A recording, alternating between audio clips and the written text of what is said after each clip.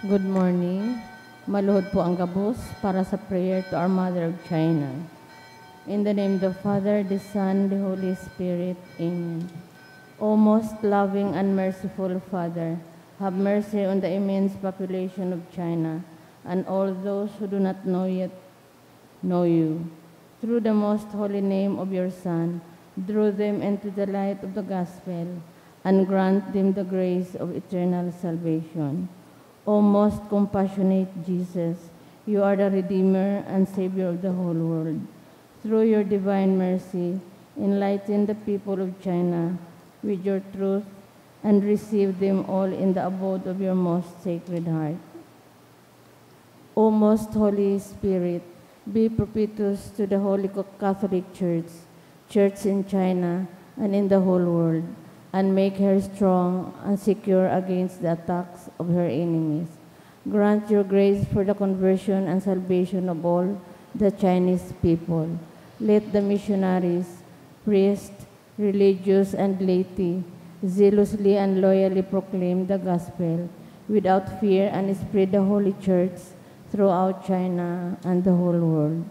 O Blessed Virgin Mary, Mother of God and our Mother, pray for all those who are still in darkness. We implore you, pray for the conversion of China, also redeemed by the most precious blood of your divine Son. Amen. Our Father who art in heaven, holy be your name, your kingdom come, your will be done on earth as it is in heaven. Give us this day our daily bread, and forgive us our trespasses, as we forgive those who trespass against us. And lead us not into temptation, but deliver us from evil. Amen. Hail Mary, full of grace, the Lord is with you.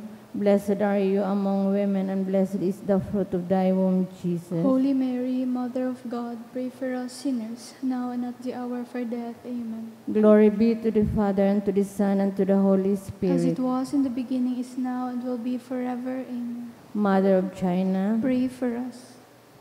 Oratio Imperata, pamibi laban sa bagyo asin iba pang mga kalamidad.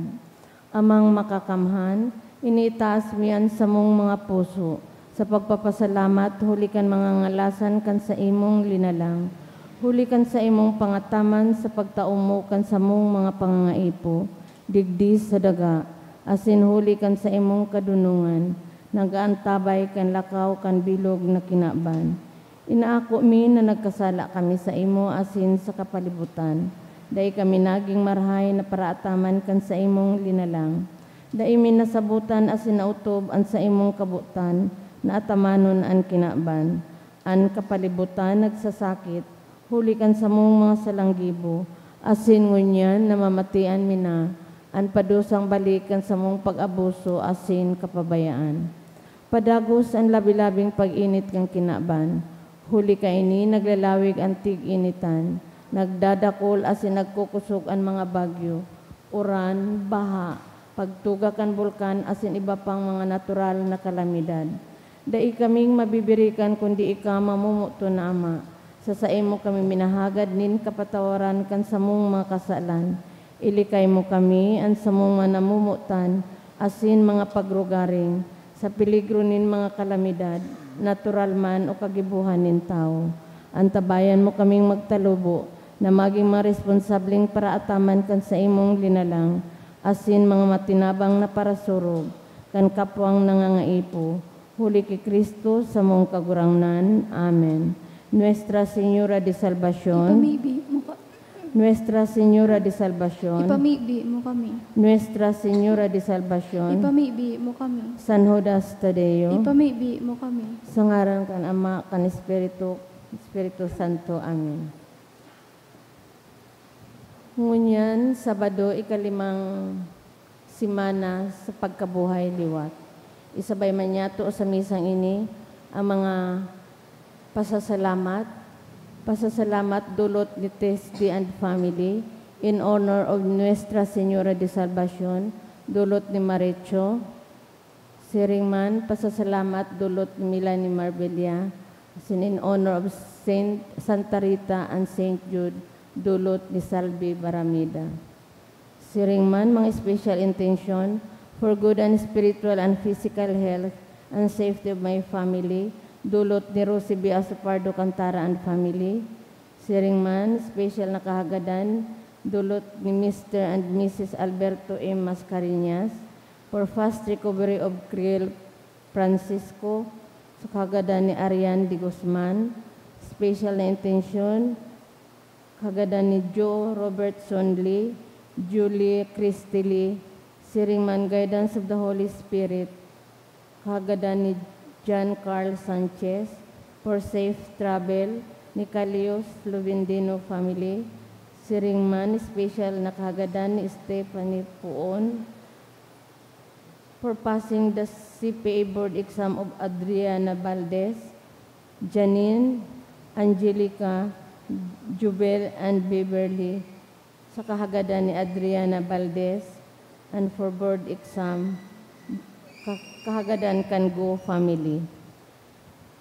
Siringman sa mga minasunod nakapahingaluan kan mga kalag, sa kalag ni Proylan, dulot ni Rosie B. Asupardo Cantara and family. Carmen, dulot kan Apon family. Dolores, dulot ni Toniqua and family.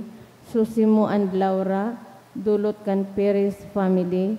Leticia, dulot kan Austria family. Gloria, dulot kan C family. Sa kalag ni Emilio, dulot kan Tamayos family. Noel, dulot ni Marilo Asupardo. Ima Crisanta, dulot kan Donato family. Manahim Senior and Teresita, dulot ni John Pitero and Almonacid family. Sa kalag ni Jaime, dulot kan Esteves family and children. Sa mga minasunod na kalag, sa kalag ni Nilda, Rinaldo, Redentor Premo, Hospicio Nestor, Ray Joseph, Bernardo Carlos, Delfina, Primo Senior, Isabel, Fidila, Carolina, Samuel, Joseph, Consuelo, Salvacion, Andres, Amparo, Ralph, asin si Sigundina, dulot kan ni Chito Baldo and family.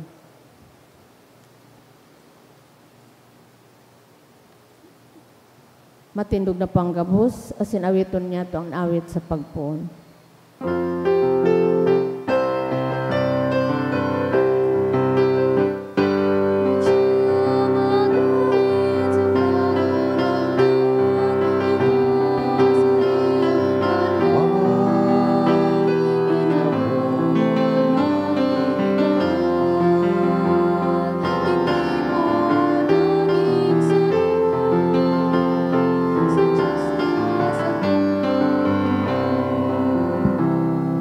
Good morning. Good morning, Father. Sa ngaran kan Ama, kan Aki, asin kan Espiritu Santo. Amen. An kagurangnan mapas sa ido. Asin sa imong Espiritu. Aldaw na Sabado, special niya itong idinudulot ining Santa Misa sa pag-arang, asin pag-onras sa tuyang mahal na ina, sa iyang titulong Nuestra Señora de Salvacion. Siya ang patrona, kan bilog na probinsya kan Albay, asin kan sa tuyang diocese. Magdulok po kita sa iyang tabang, pamibi asin intersesyon para sa tuyang mga pangangaipo. Siring man magpasalamat sa mga biyaya na padagos niya itong inaako dahil sa tabang, asin pamibi kan sa tuyang mahal na ina. Lalong-lalo na makisumaro kita sa pagdulot kay ining misa bilang pasalamat duman sa mga nakapasar kasuudma sa board exams. So, kadakol kitang mga new teachers sa tuyang komunidad. So, magpasalamat kita sa mahal na Diyos sa dakulang biyayang ini. Kunyan, tanganing kita po gabos na uyanig ni magkanigong magselebrar kaining mga banal na misteryo sa tuyang rumdumon asin pagsulsulan an sa tuyang mga kasalan. Udok sa buot, sarabay kitang magsabi, nagkukumpisal ako sa Diyos na makakamhan, asin sa indo mga tugang, na nagkasala ako nin makuri, sa isip, sa tataramon, sa gibo, asin sa kapabayaan. Sala ko, makuring sala ko, kaya nangangadji ako kay Santa Maria, Danay na Virhen, sa gabos na Angeles, sa sinsantos, asin sa indo mga tugang, na ako'y pamipi sa kagurangan ta Diyos. Maherak manlugod sa to ang Diyos na makakamhan, pakapatawadaan sa to mga kasalan, asin darhon kita sa buhay na daing kasagkoran. Amen.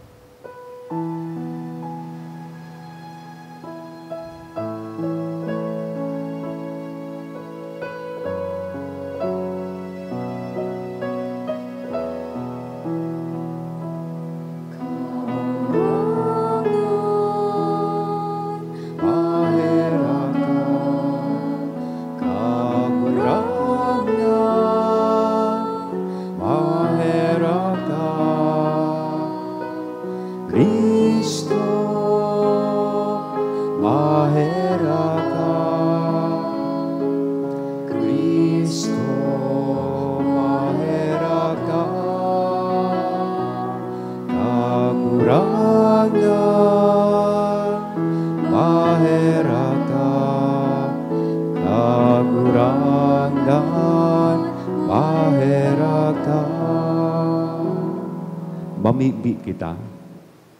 O Diyos na makakamhan sagkod paman, na nagpakanig kong magtao sa mo kan langit nun na buhay, uli kan pagkamundag liwat sa bunyag.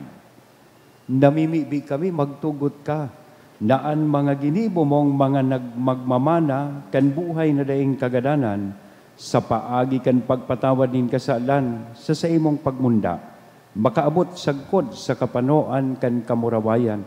Uli kay Jesucristo ang kagurangnan niya mo sa imong agi na kaibamong nabubuhay as sinagahade sa pagkasaro kan Espiritu Santo Diyos sa gabos na kapanahonan kan mga panahon.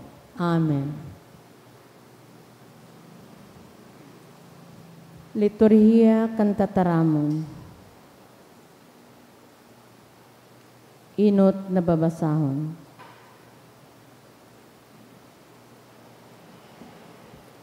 Ginuno sa mga gibo kan mga apostoles. Si Pablo nagdago sa Derbe, danga nagpalistra. Digdi igwanin sarong disipulo na ang ngaran Timoteo. An ina niya Hudiya, nakaayo na sa pagtubod. Alagad an ama Griego. Marahay ang sinasabi kan mga tugang sa Listra. Asin sa Iconio, dapit ki Timoteo. Buot siyang ipag-iba ni Pablo, kaya ipinasirkumsidar niya. Ini ginibo dahil sa mga Hudiyo duman sa runa. Aram ni Dagabos na ang sa iyang ama, Griego. Pag-agi ninda sa mga banwaan, ipinasabot sa mga paratubot, ang pinagkaoroyonan kan mga apostol, asin mga namamahala duman sa Jerusalem, tanganing sa indang utubon. Ang mga simbahan nagkukusog sa pagtubod, mantang nagdadakol sa bilang araw-aldaw. Nag-agi sinda sa Frigia, asin sa rona nin Galacia. Hulita pinatanidan sinda kan Espiritu Santo na dai magbalangibog kan tataramon sa Asya. Pag-abot ninda sa Misia, nag-isip sinda na magpa-Bitinia. Alagad daisinda tinugotan kan Espiritu ni Jesus. Nag-agi sinda sa Misia asin nagpatrowas. Kan baging idto, si Pablo nangaturogan. Nagpahiling sa iyan sarong taga Macedonia. Nakatindog na nakimaherak. Madya sa Macedonia, asin tabangi man kami. Pagkahiling kaini, tulos naghanda kami na magduman sa Macedonia. Daing pagduwa-duwa na kami inaapod ni Diyos, na darahon sa inda, an marahay na bareta. An tataramon kan kagurangnan. Salamat sa Diyos. An bilog na daga maugmang mag-apod sa kagurangnan. An bilog na daga maugmang mag-apod sa kagurangnan. Maugmang pag-awitan an kagurangnan. Kamu gabos na banwaan, sa dakulang kaugmahan sa indong paglingkudan, dumulok kamo sa iya, nag-aawit nin maugma.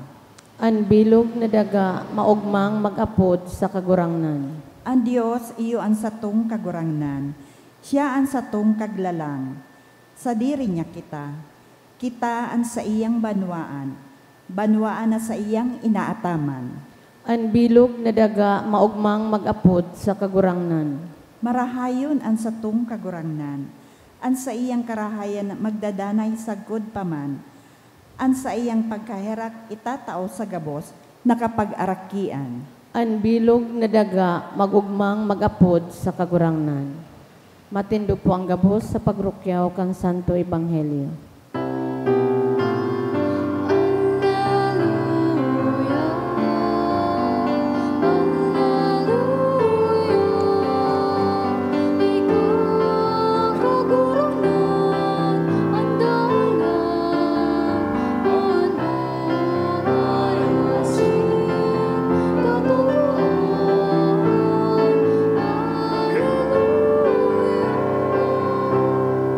Kagurangnan mapas sa Indo. Asin sa imong espiritu. Pagrukyaw kan banal na ebanghelyo na sinurat ni San Juan. Kamurawayan sa imo kagurangnan. Si Jesus nagsabi sa mga disipulos, kung kamo kaungisanin kinaban, isipon nindo na ako ang enot na kinaungisan. Kung kamo taga kinaban, ang kinaban mabubuot sa Indo, siring sa sadiri, alagad kamo bakong mga taga kinaban. Pinili ko kamo, asin kinuako kamo sa kinaban. Kaya ang kinaban nauungis sa Indo. Kirumduman Indo, ang tataramo na sinabi ko sa Indo, ang surugoon bakong urog kaysa kagurangnan. Kung ako pinasakitan ninda, kamo man papasakitan. Kung inutob ninda an sa kong tataramon, uutubon man ninda an sa Indong tataramon.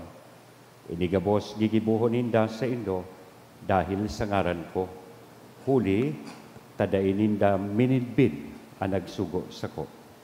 Mga tugang kong namumutan marhay na barata kan kakurangan. Pag-umaw sa imo, Kristo. Good morning. Halawig ko tang sermon ang preniparar ko, pero tigahabol ko po ang alas 7. May 5 minutes na sana ako. Ma-brown out. 7 to 5. 7 a.m. to 5 p.m. May nabasa akong advisory. Kaya dali-dalion ko ang sermon ko. Itutukta ang paghurup-hurup tangon yan digdi sa mga tataramon kan sa tong kagurangnan. Pinili ko kamo hadi sa kinaban. Saro kan mga realidad po sa buhay nin Kristiyano asin disipulo ni Kristo. Iyo ang maka-experience din. Sabihon ta pagsakit asin persekusyon. Kasabay na ang pagkaungis kan tao. Iyan ang nalilingawan ta ano. Garibaga ang pagka-Kristiyano magsimba sana, okay na. Pero pag may discomfort, dahil na kita masimba, gari arog kayan. Pag una kaya kaniba, ang pagka-Kristiyano, permisa ng maugma. Nalilingawan ta, nakasabay kan pagiging Kristiyano, asin pagsunod kay Kristo, iyo ang pag-ako, pagkugos kan krus. Nata, takaipuhan. Ini takaipuhan tang mag-agi nin persekusyon. Enot, na rason, taan sarong disipulo da aday pwedeng ging halangkaw. A disciple cannot be greater than their master. Kung si Kristo nagsakit, kinugos ang krus, kita man maaginin siring. Kaya sabi niya bagadigdi, if the world hates you, realize that it hated me first. Sa verse 18, kaining partikular na Ebanghelyo ni San Juan, sa chapter 15, verse 18, sabi niya, kun kamo, kaungisan ning ginaban, isipon nindo na ako an enot na kinaungisan. Ikaduwang masararom na rason kung ata takaipuhan tang mag-atubang nin kadakol na persekusyon asin pagbalo sa buhay. Nasabi kan sa tong kagurangnan, ang disipulo o nagsusunod sa iya do not belong to the world. We may be in the world, nabubuhay sa kinaban, pero bako po kita para sa kinaban. Dahil kaya, kauungisan kita katao. Kaya nga kang nakaaging eleksyon, dakulon sudagit sa mga padi, napig para pagirumdum kita, dahil mag-ako nin paipit, dahil mag-ako nin kwarta, ano man ngayang pakiaramong padre. Kaya kita kang nagpagirumdum kita sa pamilya ta, kan mga dapat nagibuhod, taragit sa tuya. Iyo kaya ini an values kang kinaban, na tig-a-adaptar kang tao. Now, because you are not of this world, bako kang para sa kinaban, ang mga virtudes, as in valores, na yaon sa saibo, itong mga valores na nakalinya o konektado sa satuyang kagurangnan. And so, ang sarong tawong bako para sa kinaban, day nakatutok po sa ambisyon, sa kapangyarihan, o sabihon tayo itong vain pleasures of life. Taang identity kan sarong Kristiyano, as in para sunod ni Kristo, is rooted in their union with the ways of God. Supaagi kan Diyos. Bakong supaagi kan tao. Kaya magayon na pag-atid-atidan ta, 2 minutos na sanang natatada sa kuya, magayon pong pag-atid-atidan niya to mga tugang. Iyon na, reviewon ta daw po ang satuyang mga values and see whether we are giving in to the temptation of seeking praise and esteem of the world. So pag-umaw, as in pagpahalaga, kan kinaban, in exchange for the values and truth, for the values of truth and justice. We need to reinforce the conviction that Jesus Himself has chosen us out of the world. Pinili niya kita, hali sa kinaban. As in, siyempre, aasigurar niya kita, nadanay niya kitang tatabangan, tanganing madaog taining mga tentasyon na ino-ofrecer kan kinaban sa sato. Amen? Sa ngaran ka naman, Aki, as in Espiritu Santo. Amen.